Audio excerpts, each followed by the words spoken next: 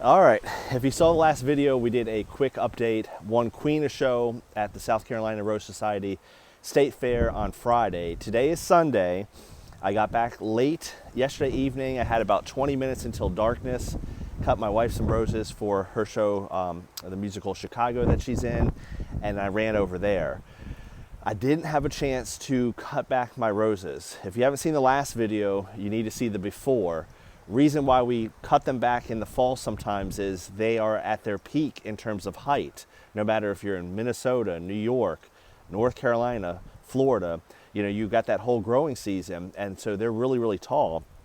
And I'm not pruning for shows. I'm not pruning for anything other than trying to prevent that rocking action back and forth. If you haven't seen the last video, check it out. You'll see the before, how tall the roses were, and you'll see why we do it.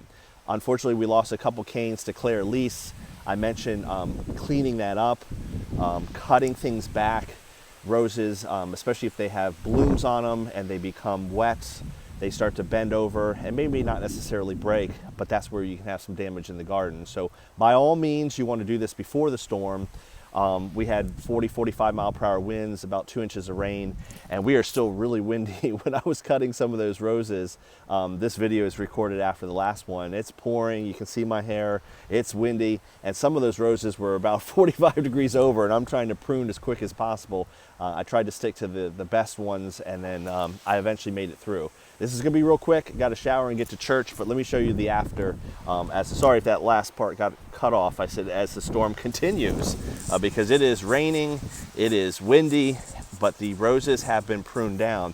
If you saw the last video, if you haven't, click back on the YouTube page and check it out. This is Claire Lease. It's one of the better growing roses in my garden. And unfortunately, down near the base, because of the storm, a couple canes snapped off at ground level. It does not look good, but on the positive, we have 1, 2, 3, 4, 5 more big canes coming out of the ground. So certainly not going to lose this bush. But before I give up on anything, I mentioned Alina and Mr. Lincoln, some that were, the whole bush was like this back in 2018 with Hurricane Florence. So all I do is I take small steps. I pruned it back so there's no more weight of the long canes or the rose, the wet roses on it. And I'm just gonna let it sit. We'll get through this storm, and then I'll just slightly pull that up and put a stake in there. And I won't try to pull it all the way in the vertical. I'll leave it at about 45 to relieve the pressure. And if it grows back or stays healthy, I'll just call it a day. But at some point I may just end up cutting that out, because again, we still have quite a rose bush. It's not like the majority of it was lost. But so as we go through the garden, I did forget one. This Let Freedom ring fell over before the storm. I'll prune that up. At that point it's down so much. But you can see quite a difference in height. So about chest level. So we're talking 4 feet tall, and I didn't just hack them, I did prune to an outside bud eye.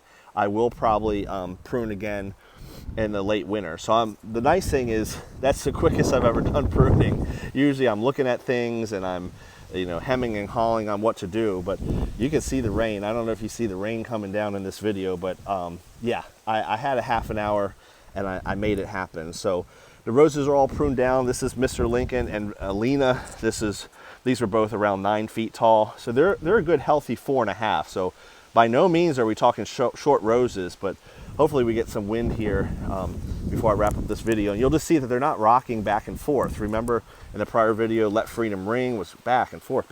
Hot Princess, Veterans Honor, Randy Scott, all back and forth because of that rocking motion in the wind. So yeah, are they going to blow around? Of course. Could one still fall over when you get strong winds? Of course. But for the most part, these are pretty safe now from whatever the wind is the rest of the day, and we're still expecting some gusts 40 to 45. I should point out I usually don't just throw debris in the beds and then let it look like this. It looks like a darn tornado came through. I'm doing it as quickly as possible before church, and then once the wind dies down, maybe later today, I'll just rake that up. It'll take 10 minutes, rake it onto a tarp, and then I learned my lesson from piling it up in the yard. I'll still do that because brush pickup unfortunately just happened last week, but I'll put a tarp over it so we don't spread any spores into the garden. I should mention, I keep mentioning Hurricane Florence. And if you saw in the last video, I talked about how this fence is new now, but the whole thing blew down into our yard. We lost some roses. Some were at a 45-degree angle. Prior to the storm, I did this. So while a lot of people are preparing for the hurricane, our family certainly was preparing. But the little time I had after work each day, my job is a meteorologist, so I was very, very busy. Had about a half an hour to 45 minutes, and I did this.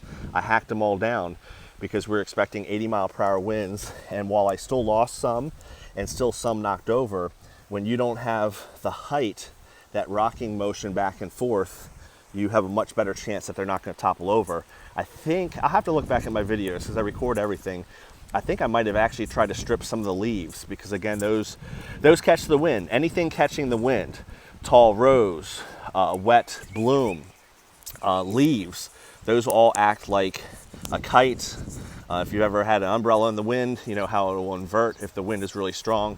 So anything you can do prior to a big storm is helpful. And I should point out, the point of this YouTube channel is to encourage people to grow roses. I'm passionate about it. I like to talk about it, and I've had some good discussions. But this, I want to peel back the curtain a little bit and talk about what some other people do. Somebody from like me that's exhibiting roses. You're in the pouring rain and the wind trying to lower these bushes. I certainly don't think most of you want to do this, and that's okay.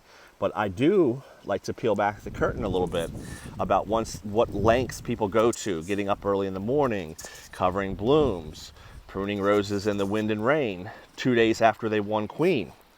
So I just like to peel back the curtain and show you the garden, whether it's black spot, thrips, queens of show, or hacking away. So select hacking away so that we don't lose any more roses. So that's it.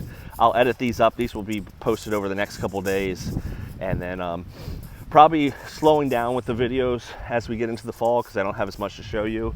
Comment, what would you like to see? I'm thinking about maybe doing a live stream, maybe talk about how to order roses, some good vendors to select, because fall is a really good time to order bare root roses in the mail. What would you like to see on the channel? Try to keep this going through the winter, but obviously the most that I show is during the season itself. Comment below. As always, I appreciate folks watching. Let me know where you're watching from. And if you've got any questions, go ahead and ask. Take care, everyone.